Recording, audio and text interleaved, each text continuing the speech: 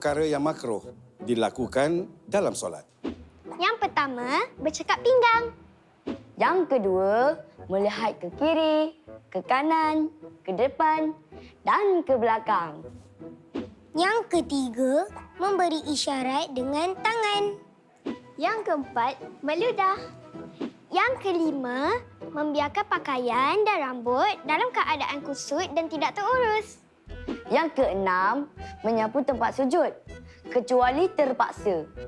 Yang ketujuh, menguap.